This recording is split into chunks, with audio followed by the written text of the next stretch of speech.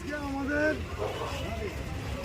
গাইঘাটা ব্লকের পশ্চিম ব্লকের নেতৃত্বে আজকে আমাদের যে কেন্দ্রীয় সরকার যেভাবে আমাদের বাঙালির পরে অত্যাচার করছে, আপনারা দেখছেন আজকে আসাম থেকে শুরু করে ত্রিপুরা, মহারাষ্ট্র, দিল্লি এবং গুজরাট থেকে শুরু করে প্রত্যেকটা জায়গায় বাঙালির নাম শুনে বাংলা কথা বললেই তাদেরকে জেলে পুরে দিয়ে হচ্ছে, মারা হচ্ছে বিভৎস।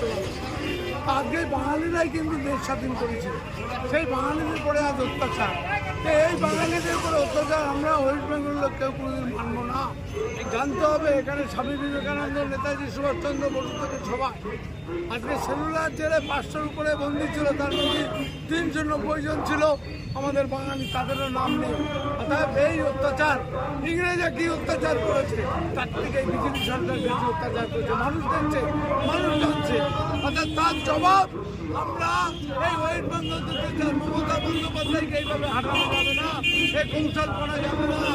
আমাদের মমতা বন্দ্যোপাধ্যায়ের সঙ্গে অল ওয়েস্ট বেঙ্গলের সাধারণ পাবলিক 10 কোটি লোকই আছে, সে ভাব নেই। নরেন্দ্র মোদী, তুমি এবার যাও ভুটে।